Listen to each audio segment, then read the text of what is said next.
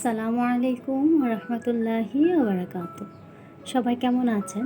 আশা করছি মহান আল্লাহ তাআলার অশেষ রহমতে সবাই অনেক বেশি ভালো আছেন।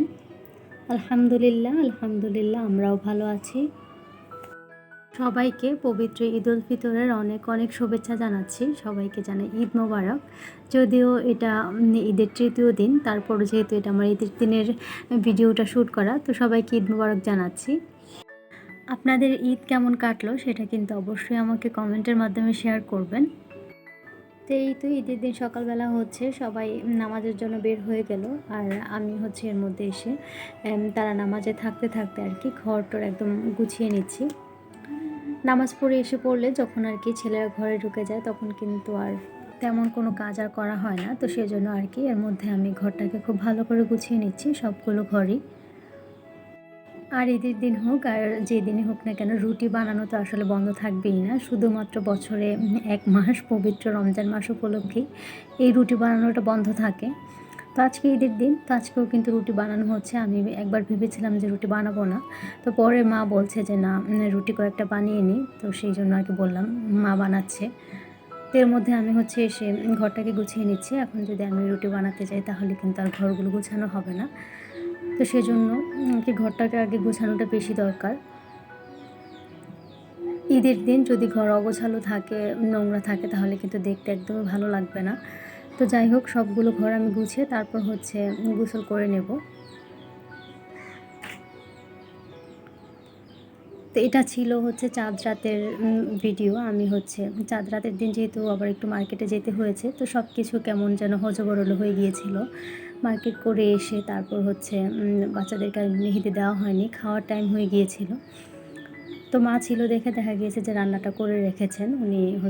রাতের যে আমাদের ঈদের দিনের যে ফিরনিটা হয়, তো সেটা আর ভাত রান্না করে ফেলেছিল মা।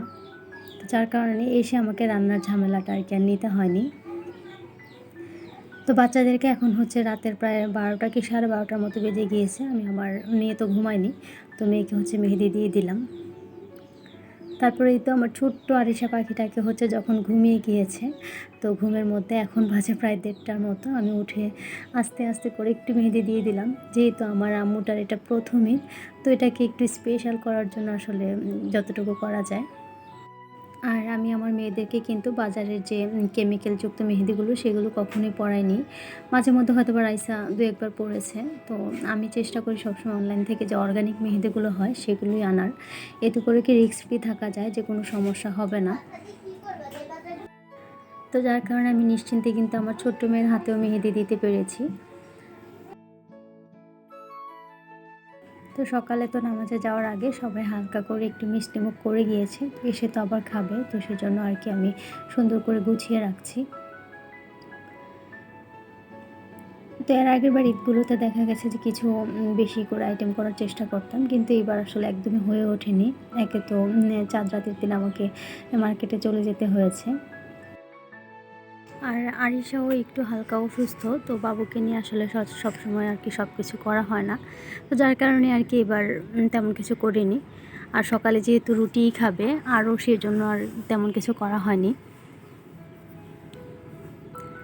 তো এই তো আমার বড় মেয়েও কিন্তু নামাজ পড়ে এসে পড়েছে, খুব সুন্দর করে তাকে আমি হিজাব করে দিয়েছিলাম।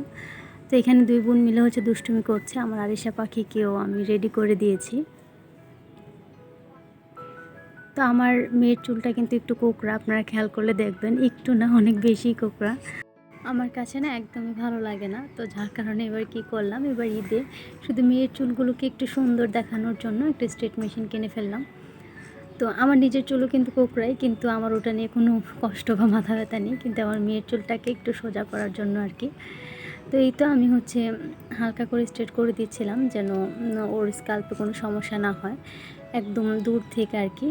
আর হিটটাও একটু কমিয়ে তারপর আস্তে আস্তে করে করছিলাম, যেন কোনো সমস্যাই না হয়। তো হিট কম থাকার কারণে চুলগুলো খুব ভালো স্ট্রেট হয়নি। যদি হিটটা প্রপারলি থাকতো তাহলে খুব সুন্দরভাবে হয়তো স্ট্রেট হয়ে পড়ে থাকতো।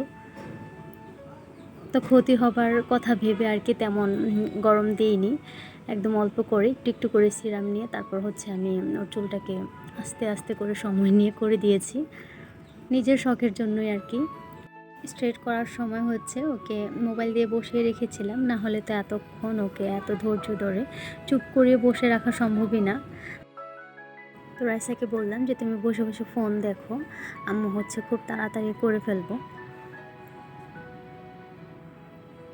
আর সে যেহেতু সাজতে খুব ভালোবাসে, তো বললাম যে আম্মু যদি চুলগুলোকে সুন্দর করে স্ট্রেট করতে দাও তাহলে হচ্ছে খুব সুন্দর করে আম্মু সাজিয়ে দিব। সে কিন্তু এখনও সাজেনি। আর খুব ভোরে যেহেতু উঠে নামাজ পড়তে চলে গিয়েছিল, ওর মনটাও কিন্তু ভালো না। ওর চেহারাটা দেখলে দেখবেন চেহারাটা একদম কালো হয়ে আছে। নামাজেও যাবে, আবার খুব সকালে সে ঘুম থেকে উঠতে পারে না। তো যখনই হচ্ছে কোনো কারণবশত ওকে সকালে ঘুম থেকে ওঠানো হয়, তখনই হচ্ছে ওর চেহারা এরকম কালো হয়ে থাকবে। আর এই যে দেখুন একটু পরপরই কিন্তু হাই তুলছে, প্রচণ্ড ঘুম, কিন্তু ঘুমাবেও না। এখন আমি বলছি যে একটু ঘুমিয়ে নাও, কিন্তু না, সে ঘুমাবেও না। কিন্তু চেহারার মধ্যে হাসি উজ্জ্বলও নেই।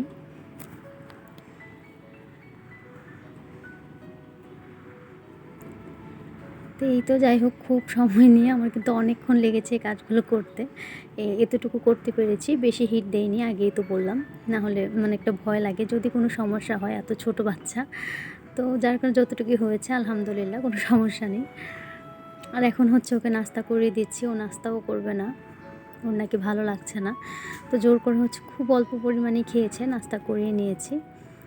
তারপর হচ্ছে এই তো সকালে বেলায় তাড়াহুড়ো করে রান্নাটা শুরু করে দিলাম, যে বেশি দেরি হয়ে গেলে আবার ভালো লাগবে না আর রান্নাবান্না করতে।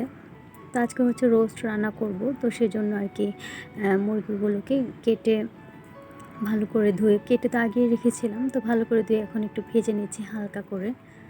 আর মুরগিগুলো রোস্টের জন্য একদম যে 700-800 গ্রাম বা 900 গ্রামের মতো যে মুরগিগুলো হয়, সেগুলো দিয়ে করলে খুব সুন্দর লাগে।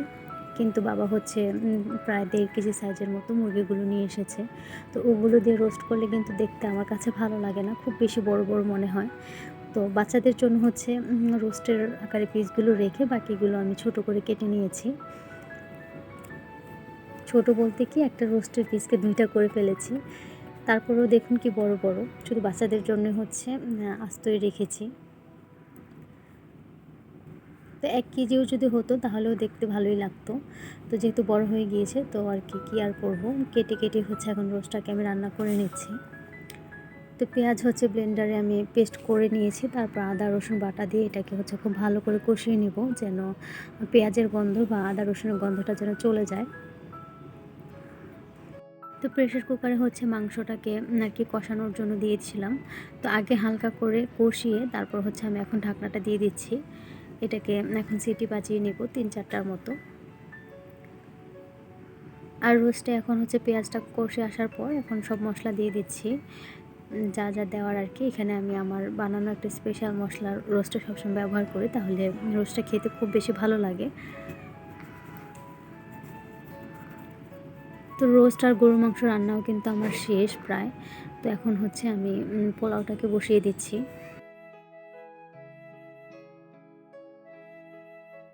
তো এখানে হচ্ছে পোলাও চালটাকে আমি খুব ভালো করে ভেজে নিচ্ছি। চালটা যখন একদম ভেজে মানে সনসন একটা আওয়াজ হবে, তখন হচ্ছে এটাতে আমি পানি অ্যাড করব। তার আগ পর্যন্ত এটাকে ভেজে একদম পাতলা করে নেব।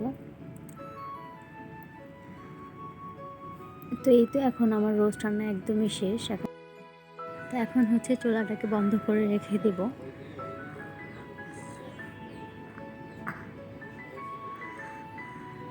এদিকে হচ্ছে মাংস রান্নাও শেষ। তো প্রায় বেলা এখন 12টার মতো বাজে। তো রান্না করতে করতে হয়তো ভাবছিলাম যে এতটাও আসলে কখনো বড় হতে চাইনি, যে যতটুকু বড় হলে আসলে ঈদের আনন্দটা আর বোঝা যাবে না। তো মায়ের সাথে বলছিলাম যে ছোটোবেলা বলতাম যে কবে বড় হব বড় হব, কিন্তু এখন বড় হয়ে মনে হয় যে ছোটোবেলাই ভালো ছিল। এখনও পর্যন্ত বাড়ির কারোর সাথে কথা হয়নি। তো রান্না করতে করতে আর কি মার সাথে এটাই বলছিলাম। তো অবশ্য রান্নার পরে সবার সাথেই কথা হয়েছে, কিন্তু সকালবেলা যে ঈদের আমেজটা থাকে সেটা তো আর হয়নি। সবাই হচ্ছে কাজ নিয়ে ব্যস্ত। তো যাই হোক, মা বাচ্চারা একটু দুষ্টামি করছিল, সেগুলো ছোট্ট একটা ভিডিও নিয়ে নিলাম।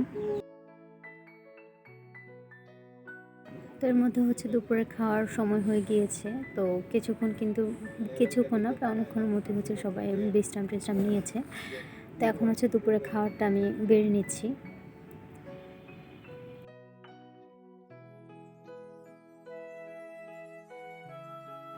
তো এখনও পর্যন্ত যারা আমার ভিডিওটি দেখছেন, আশা করছি আমার ভিডিওটি আপনাদের কাছে ভালো লেগেছে। আর যদি ভালো লেগেই যায় তাহলে ছোট্ট একটা রিকোয়েস্ট থাকবে, আমার ভিডিওতে একটা লাইক দিয়ে আমার চ্যানেলটিকে সাবস্ক্রাইব করে আমার পাশেই থাকবেন।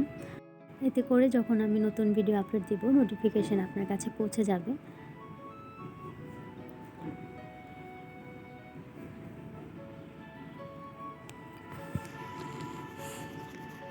তো এই তো আজকের ছোট্টখাট্ট হচ্ছে ঈদ আয়োজন আর কি। তো এখানে খাবারগুলো গুছিয়ে নিয়েছি, আর এই তো রাইসার বাবা হচ্ছে প্লেটগুলোকে এখানে ওয়াশ করে নিচ্ছে। উনি আমার সব কাজেই সবসময় সাহায্য করার চেষ্টা করে।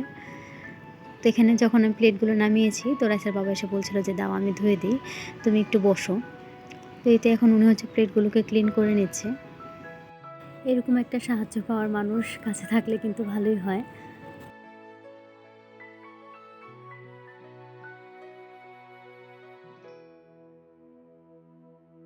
তো এই তো এখন হচ্ছে আমরা পরিবারের সবাই মিলে খাবার খেতে বসে পড়লাম। তো সবার দেখা দেখি হচ্ছে রাইসা বলছিল সে নাকি আজকে নিজের হাতেই খাবে। তো তাকেও হচ্ছে আমি নিজের হাতে করে অল্প করে দিয়ে বসিয়ে দিলাম, যে যতটুকু খাওয়ার হচ্ছে খাক, যেহেতু বলছে আর বাধা দিলাম না। তো এখানে সে নিজের হাতে খাওয়ার কিন্তু চেষ্টা করছে। আর তার নিজের হাতে খাওয়া বলতে হচ্ছে মাংসটাকে আগে খেয়ে ফেলবে, তারপর হচ্ছে যখন পারবে না তখন বলে যে আম্মু আমাকে খাইয়ে দাও। এটাই হচ্ছে ওর খাওয়া। তো যাই হোক, আজকের মতো আমার ব্লগটি এখানেই শেষ করছি। দেখা হবে আমার পরবর্তী ভিডিওতে। ততক্ষণ পর্যন্ত সবাই অনেক বেশি ভালো থাকবেন আর আমাদের জন্য দোয়া করবেন। আপনাদের ঈদ কেমন কেটেছে কমেন্ট করে জানাতে কিন্তু ভুলবেন না। আল্লাহ হাফেজ, আসসালামু আলাইকুম।